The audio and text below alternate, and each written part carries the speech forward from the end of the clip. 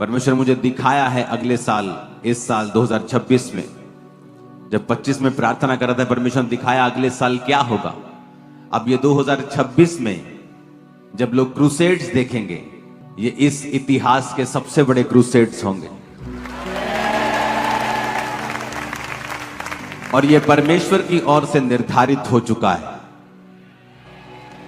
जब कोई चीज परमेश्वर की ओर से निर्धारित हो जाए तो शैतान का जलना और उछलना स्वाभाविक है, तो उसकी परवाह कभी मत किया करो। ये हमारे लिए रोटी है। यह दिखाता है कि परमेश्वर का आत्मा आपके साथ है। यह दिखाता है कि तरक्की की राह पे हैं हम। और वो लोग आत्मिक रीति से जो लोग समझते हैं इस बात को कि पिछले साल जब हमें लगा कि अन्य जाति लोगों ने आपकी इंसल्ट करने की कोशिश की, लेकिन क्रिसमस आते आते ऐसी कई टेस्टिमनीज हमारे पास आई जो अन्य जाति लोग थे, चर्च को नहीं जानते थे, चर्च के सॉन्ग लगाकर सुन रहे थे। और जो प्यार अब अन्य जाति लोग आपसे करते हैं, इस चर्च से करते हैं, जब उन्होंने इस चर्च का स्वभाव देखा कि ये बदला लेने वाले लोग नहीं हैं, ये वचन पे चलने वाले लोग हैं, आज लाखों लोग जो क्रिश्चियन नहीं भी हैं वो आपसे प्यार करने लगे हैं। शैतान ने आज तक जो कुछ भी किया है उसका उल्टा असर उसको हुआ है और उसका पॉजिटिव इंपैक्ट चर्च पर और सेवकाई पर पड़ा है। इस 31 नाइट को 21 साल की मेरी सेवकाई की सबसे बड़ी गैदरिंग थी। इस 31 नाइट को मुझे एक बात मालूम है, जब परमेश्वर का आत्मा आपकी अगुवाई करता है, जब वो आपको गाइड करता है, जब वो आपको एक जर्नी पे लेके जाता है, एक यात्रा पे लेके जाता है, एक बुलाहट पे लेके जाता है। जब अब्राम था और परमेश्वर ने कहा अपने पिता के घर को छोड़ और मेरे संग चल और मैं तुझे जहां दिखाऊंगा उसी जगह पे तू जा। बाइबल कहती अब्राहम अकेला था और अपने नौकरों और अपने एक भतीजे के साथ और अपनी भेड़ बकरियों के साथ वो चल दिया, लेकिन परमेश्वर ने कहा था मैं तुझसे करोड़ों वंश उपजाऊंगा। और आज करोड़ों लोग हैं जो अब्राहम की संतान हैं, क्योंकि परमेश्वर अपनी बुलाहट से कभी पीछे नहीं हटता। जब वो आपको बुलाता है तो हो सकता है आज आप अकेले हों। जब ये चर्च की शुरुआत हुई थी तो 3 लोगों से हुई थी, लेकिन मुझे मालूम था कि परमेश्वर ने मुझे किस लिए चुना है। वो विजन्स मेरी आंखों के सामने आते थे, जो होने वाला होता था, अगले साल क्या होगा, अगले साल क्या होगा, और वो पूरा होता रहता था कलीसिया में। क्रूसेड्स, खुदा के काम इतने बिग वे में होंगे, हैरान हो जाएंगे लोग। इसका आधार क्या है कि जो हम कर रहे हैं क्या वो वचन के मुताबिक कर रहे हैं? हमें यह भी सोचना चाहिए, क्या जो हम कर रहे हैं क्या वचन के मुताबिक है? तो वचन कहता है रोमियो 10 उसकी 14 आयत में, मैं 13 आयत को पढ़ूंगा, आप 13 और 14 दोनों को पढ़ें। रोमियो 10 उसकी 13 और 14 आयत। क्योंकि जो कोई प्रभु का नाम लेगा वो उद्धार पाएगा। सब कलीसिया बोलो आमीन। 13 आयत को पढ़ेंगे, रोमियो 10 उसकी 13 आयत। क्योंकि जो कोई प्रभु का नाम लेगा वो उद्धार पाएगा। अब 14 आयत को पढ़ेंगे, फिर जिस पर उन्होंने विश्वास नहीं किया उसका नाम कैसे ले? फिर लिखा जिसके विषय में सुना नहीं उस पर विश्वास कैसे करें? और फिर लिखा है और प्रचारक बिना कैसे सुने? कहता जो कोई प्रभु का नाम लेगा वो उद्धार पाएगा।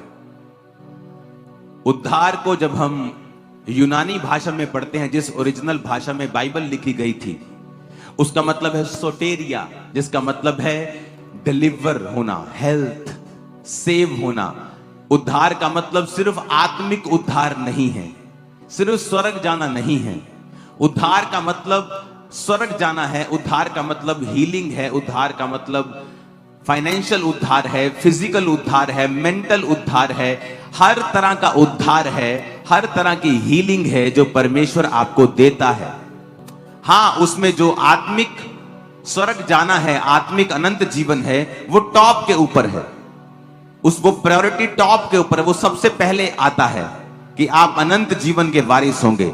लेकिन उसका कंप्लीट मतलब है कि आप अनंत जीवन भी जाएंगे और इस धरती के ऊपर भी आप छुटकारा पाएंगे शैतान से, बीमारियों से, तकलीफों से, वो मेंटल टॉर्चर से, वो शैतानी डिप्रेशन से, वो फाइनेंशियल टॉर्चर से, वो बोझ से, वो जुए से जो आपके सिर पे हो रहा वो ऊपर नहीं देख पा रहे हैं, उस बोझ से परमेश्वर ने कहा जो कोई परमेश्वर का नाम लेगा वो उद्धार पाएगा। और वचन कहता है कि यहूदियों 12 आयत में लिखा, यहूदियों और यूनानियों में कुछ भेद नहीं। इसका मतलब क्या? इसका मतलब चाहे वो क्रिश्चियन हो चाहे नॉन क्रिश्चियन हो, जो कोई परमेश्वर का नाम लेगा वो उद्धार पाएगा। वो उद्धार शारीरिक है, वो उद्धार आत्मिक है, वो उद्धार फाइनेंशियल है, वो छुटकारा पाएगा अपने कर्जों से भी, अनंत जीवन को पाएगा, वो स्वर्ग राज्य का अधिकारी होगा। जो कोई परमेश्वर का नाम लेगा वो उद्धार पाएगा। यहूदियों और यूनानियों में कुछ भी भेद नहीं। जो कोई आएगा और जीसस का नाम लेगा वो बचाया जाएगा अपनी शर्मिंदगियों से, अपने कर्जों से, पापों से, दुखों से, बांझपन से। जो कोई, एनीबॉडी। परमेश्वर नहीं कहेगा तू किस धर्म से आता है, तूने कितने पाप किए हैं। अगर हम माफी मांगेंगे और परमेश्वर के पास आएंगे तो उसने कहा तू उद्धार पाएगा। तेरे पाप चाहे लाल रंग के हों, मैं उन्हें माफ कर दूंगा। तेरे पाप चाहे ऐसे हो कि बहुत ही गाढ़े हैं, कलर के हैं, ऐसे हैं जो माफ नहीं किए जा सकते लोगों के द्वारा, लेकिन मैं उन्हें माफ कर दूंगा। वचन कहता है, पर 14 आयत में एक सवाल किया है पौलुस ने। कहता है जिस पर उन्होंने विश्वास नहीं किया उसका नाम कैसे लेंगे। कहता तुम कहते हो कि जब कोई प्रभु का नाम लेगा वो उद्धार पाएगा, पर कहता जब तक लोगों को विश्वास नहीं है वो नाम कैसे ले जीसस का। फिर कहता विश्वास तभी करेंगे जब सुनेंगे। जिसके विषय में सुना नहीं है उस पर विश्वास कैसे करेंगे। जब मेरे को यीशु मसीह के बारे में बताया गया तो मैंने परमेश्वर के ऊपर विश्वास किया। अगर मेरे को कोई बताता ही नहीं तो मैं विश्वास कैसे करता। आपको किसी ने बताया, आपने YouTube के ऊपर सुना, आपको किसी बहन ने बताया, किसी रिश्तेदार ने बताया, आपने कहीं इंटरनेट पे देखा, आपने कहीं से बात सुनी, आपने कोई पोस्टर पढ़ा, आपने कोई पंफलेट पढ़ा, आपने कोई फ्लेक्स पढ़ी जो जहां यीशु मसीह के वचन के बारे में लिखा हुआ था, कहीं से आपने सुना या कहीं से आपने पढ़ा तो ही आपने विश्वास किया। फिर आप चर्च आए, चाहे आपको पूरा विश्वास नहीं था, फिर आपने और सुना, गवाहियां सुनी कि इतने लोग खरीदे नहीं जा सकते हैं।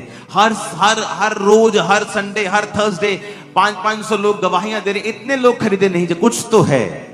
और लिखा जब आप विश्वास करेंगे तभी आप परमेश्वर का नाम लेंगे, क्योंकि जब तक आपने सुना नहीं है आप विश्वास नहीं कर सकते। जब आप विश्वास करेंगे तभी आप परमेश्वर का नाम लेंगे, और जब आप नाम लेंगे तब आप उद्धार पाएंगे। फिर आगे लिखा है और कहता जिसके विषय में सुना नहीं उस पर कैसे विश्वास करें, और प्रचारक बिना कैसे सुने।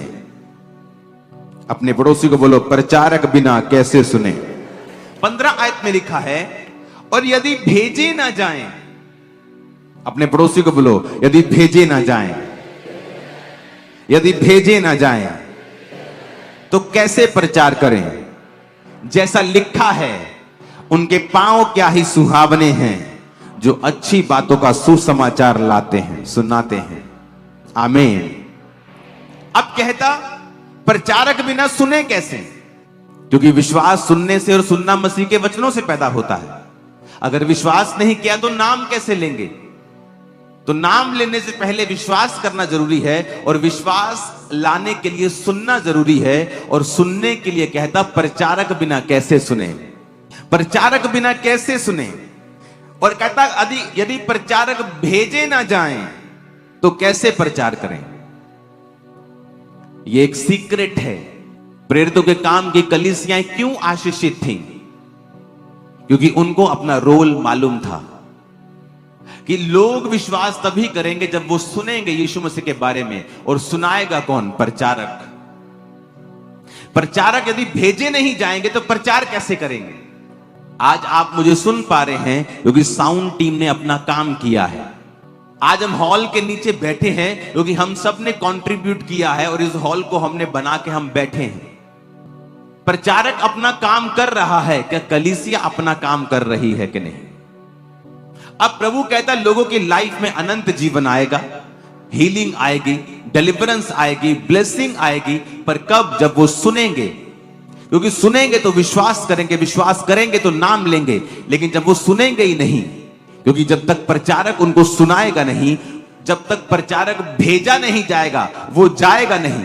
अगर वो जाएगा नहीं, वो सुनेंगे नहीं, सुनेंगे नहीं तो विश्वास नहीं करेंगे, विश्वास नहीं करेंगे तो नाम नहीं लेंगे, नाम नहीं लेंगे तो उद्धार नहीं होगा।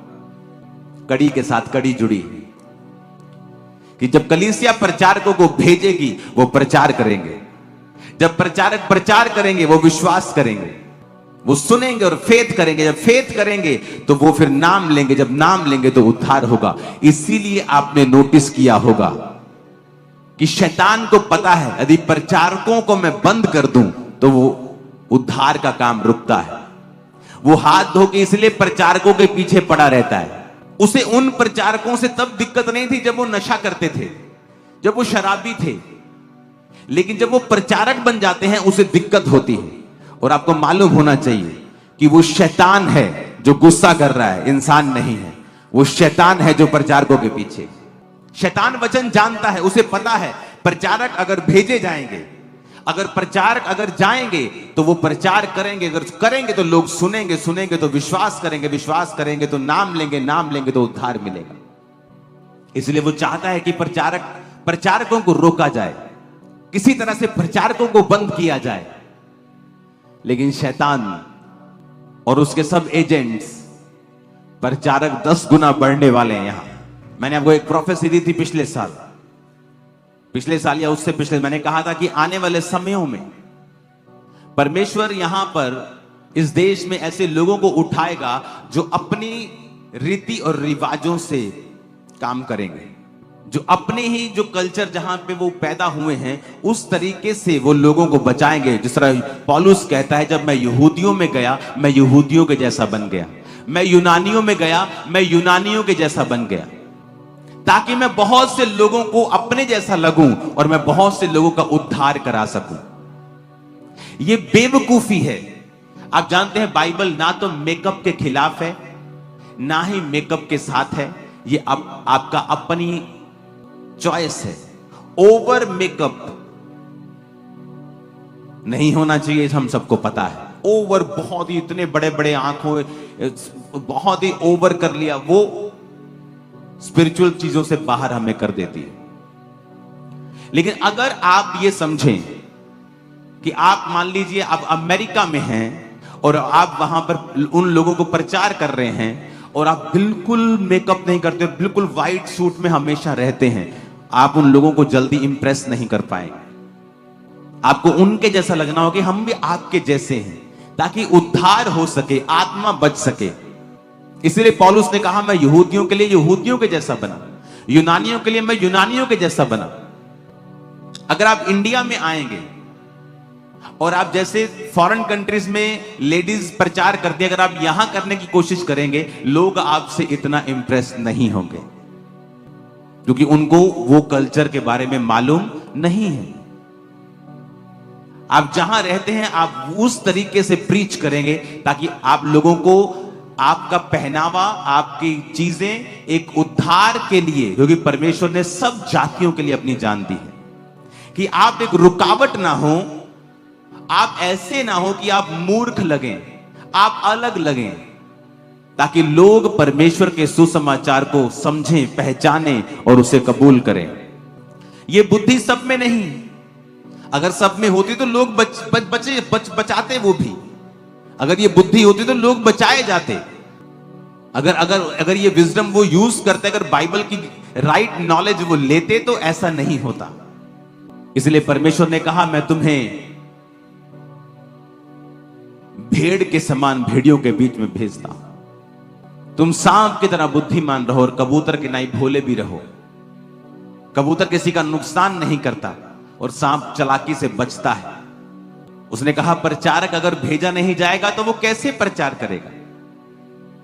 पौलुस ने जिस कलीसिया का थैंक्स किया कि अब मेरा परमेश्वर तुम्हारी हर घटी को महिमा सहित मसीह यीशु में पूरा करेगा, वो कलीसिया थी जिसने अमीर ना होने के बावजूद भी पौलुस को लिखा, बार बार मिशनरी कामों के लिए अपने चंदे को भेजकर उसकी सहायता की थी। और सब जानते हैं पौलुस जो था वो टेंट बनाने का काम करता था, उसका बिजनेस था, उसका और उसके साथियों का। वो कलीसिया के ऊपर भार नहीं डालता था। कलीसिया को भी पता था कि जो हम पौलुस के जीवन में, इसकी सेवकाई में बो रहे हैं, ये सारा यरूशलेम में सारा कलीसियाओं की उन्नति में और कलीसियाएं बनाने में इस्तेमाल हो रहा है। इसीलिए उसने कहा था कि अब परमेश्वर तुम्हें, क्योंकि तुमने वचन पूरा किया है, हम प्रचारकों को तुमने भेजने में सहायता की है, अब हमारा परमेश्वर भी तुम्हारी सहायता करेगा।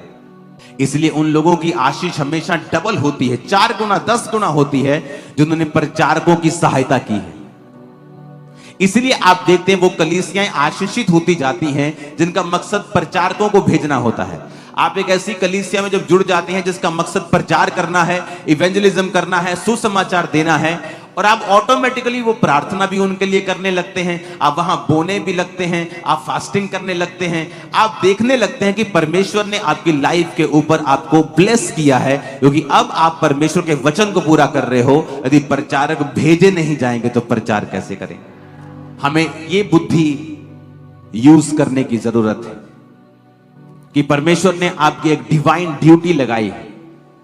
आपका काम है अपने पास्टर्स के लिए प्रार्थना करना, आपका काम है बोना, आपका काम है फास्टिंग करना, आपका काम है प्रेयर करना कि परमेश्वर सुसमाचार के रास्ते ओपन हो और बहुत से लोग तुझे सुने, बहुत से लोग सुसमाचार के ऊपर विश्वास करें और बचाए जाएं।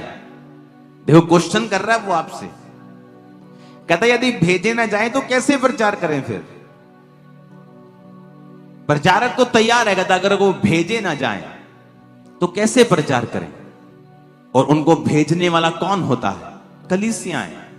इसलिए बहुत से लोग सेवा कंटिन्यू नहीं कर पाते। क्यों? उन्हें मकसद भूल जाता है कि हमारा काम है इस प्रचारक के साथ रहना और इसको भेजना, ताकि बहुत से लोग बचाए जाएं। उसमें डिफिकल्टी होगी, मुश्किलें आएंगी, चैलेंजेस आएंगे, पर्सनल चैलेंजेस आएंगे, लेकिन वो सबको आएंगे क्योंकि वो डिवाइन काम है, वो ईश्वरीय काम है, और शैतान जानता है कि इस काम के जरिए कैसे कैसे लोग बच रहे हैं। और फिर देखो कैसे परमेश्वर काम करता है, वो किस तरह से आपके लाइफ में काम करता है। और यही तरीका है आपकी आशीष का। क्यों प्रेरितों के काम की कलीसिया लोग हील हो जाते थे जल्दी?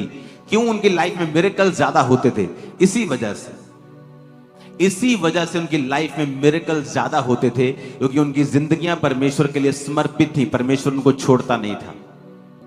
आपकी लाइफ में आप देखना उन लोगों की लाइफ में जो जीवित चर्चिस के साथ हैं, सुसमाचार फैलाने वाली, कंप्लीट गॉस्पल देने वाली, उस चर्च के लोग आपको हमेशा ज्यादा आत्मिक।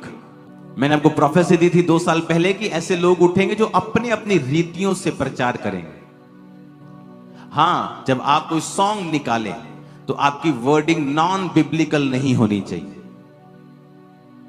बदले की भावना वाली वर्डिंग नहीं होनी चाहिए, ना रख दांगे, ना पदांगे, टक दांगे, ऐसा नहीं होना चाहिए। वर्डिंग बिब्लिकल ही हो, उसकी ट्यून कोई भी हो सकती है, वो उस एरिया के मुताबिक हो सकती है, उस देश के मुताबिक हो सकती है, उस कल्चर के मुताबिक हो सकती है, लेकिन बाइबल के वर्ड जो हैं, जो बाइबल की स्पिरिट है, जो क्रिश्चियन स्पिरिट है, उससे बाहर आप नहीं जा सकते हैं।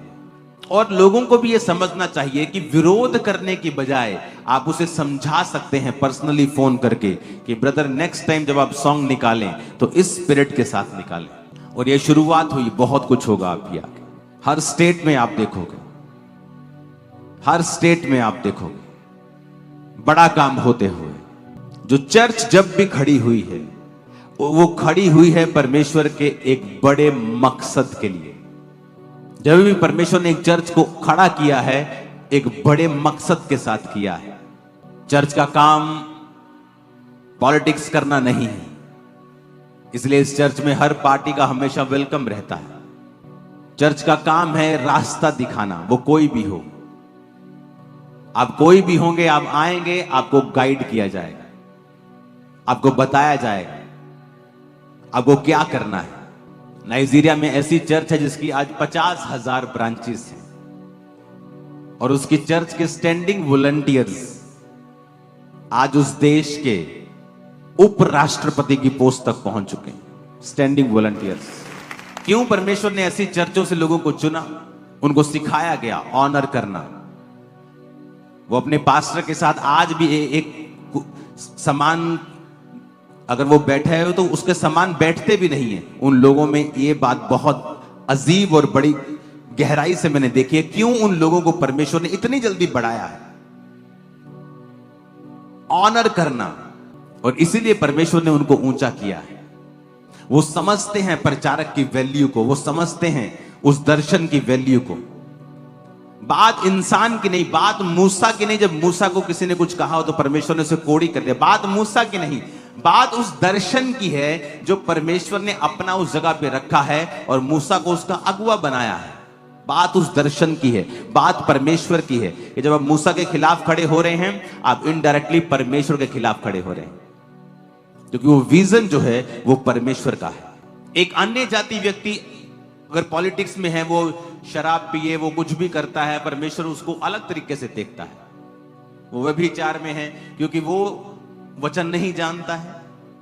और वचन में लिखा है वो लोग ज्यादा चालाक हैं, ज्यादा चालाक हैं। वो आते हैं, हाथ जोड़ते हैं, अपना काम कराते हैं, चले जाते हैं। और अपने वाले लोग इतने मूर्ख हैं बेचारे, खिलाफत ही करते रहते हैं एक दूसरे की। और फिर उन्हीं चर्चों में वोट्स मांगने जाते हैं और लोग याद रखते कि ये तो वही था ना। क्योंकि चर्च का काम पॉलिटिक्स करना नहीं। अगर इस चर्च ने कभी पॉलिटिक्स में जाना ही नहीं, तो जिसने जाना है वो ये ध्यान रखे कि हमें लोगों को कैसे अपनी ओर करना है। अगर हम ही ये बेवकूफियां करते रहेंगे और बाद में चर्च में खड़े होकर प्रार्थना करवाने के लिए आएंगे, इसलिए परमेश्वर ने कहा दूसरे लोग ज्यादा चालाक हैं। क्रिश्चियन लोगों से ज्यादा चालाक लिखा है बाइबल में। क्यों लिखा परमेश्वर ने ऐसे?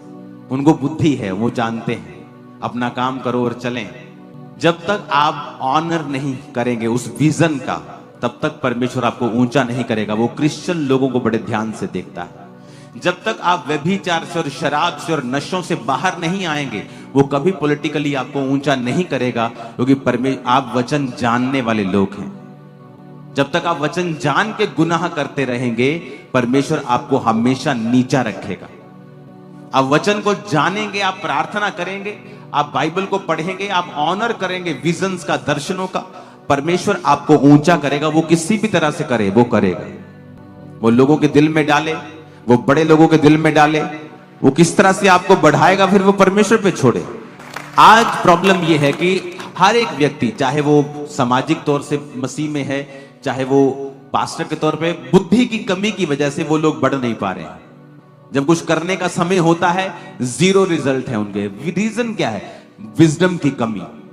जब मैं सेवकाई में खड़ा हुआ और जब मैं जाता था विजिट करने के लिए लोगों के घरों में, तो परमेश्वर की आत्मा ने मुझसे कहा कि इनसे चंदा नहीं लेना है विजिट करते समय।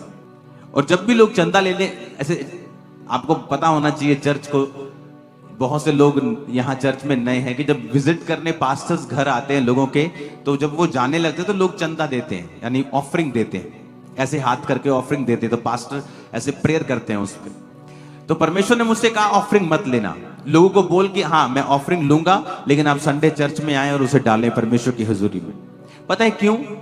क्योंकि लोगों के बीच में यह प्रचलन था कि पास्टर्स लोग सिर्फ चंदा लेने के लिए घर आते हैं। विजिट करने का मकसद सिर्फ चंदा लेना है कि 10 घरों में विजिट करेंगे, 50-50, 100-100 चंदा लेंगे तो 1000 रुपए इकट्ठा हो जाएगा।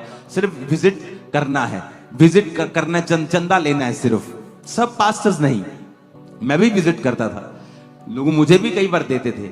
सब पास्टर्स नहीं, लेकिन ये बिलीवर्स की मैं बात कर रहा हूं, वो ऐसे बोलते थे कि पास्टर आए तो 50 रुपए निकालने ही निकालने हैं। तो मुझे सेवकाई में पर्सनली ये एक रुकावट लगा।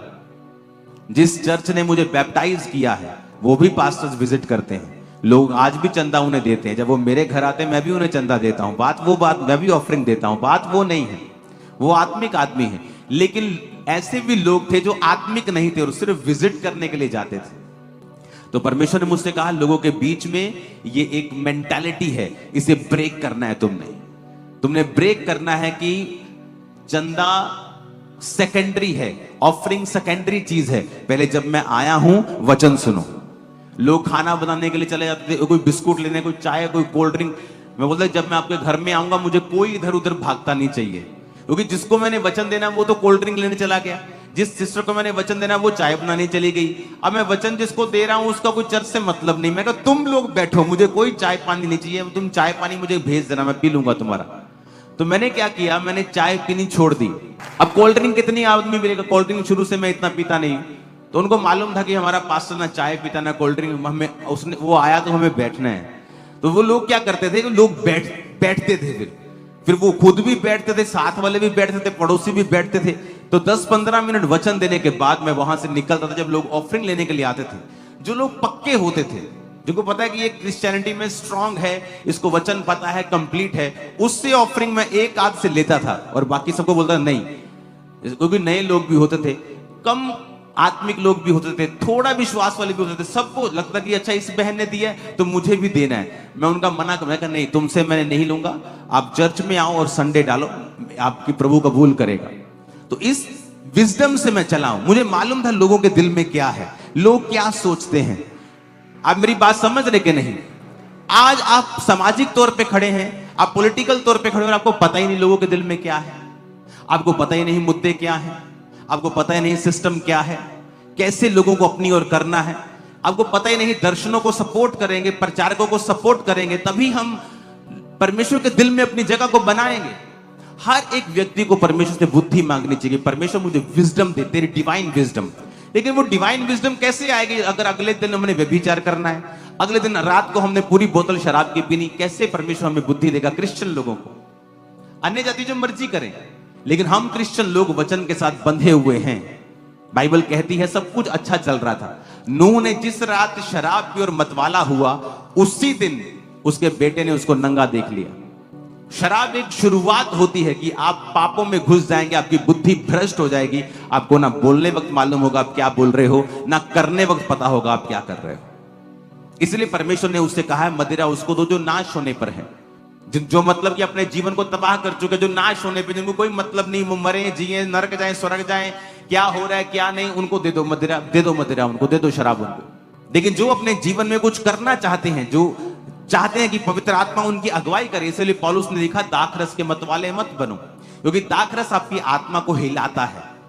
एक कमजोर आदमी भी दलेर फील करता है, और परमेश्वर नहीं चाहता कि तुम ऐसी दलेरी एक शराब के साथ फील करो। इसलिए वो कहता तुम वो दलेरी पवित्र आत्मा के भरने से महसूस करो, कि जब आप पवित्र आत्मा से भरते हैं, आप सेम फीलिंग होती है आपको, आप दलेर हो जाते हैं। कितने मेरी बात को समझ रहे हैं? ये हमें बुद्धि की जरूरत होती है, सेवकाई में बुद्धि लगती, डिवाइन विजडम, शारीरिक बुद्धि नहीं। अगर वो ऐसा कर रहा है मैं भी ऐसा कर लूं, नो नो नो, ईश्वरीय बुद्धि कि परमेश्वर कैसे कार्य कर रहा है, लोगों के हृदयों में क्या है, कैसे मैं परमेश्वर का काम करूं।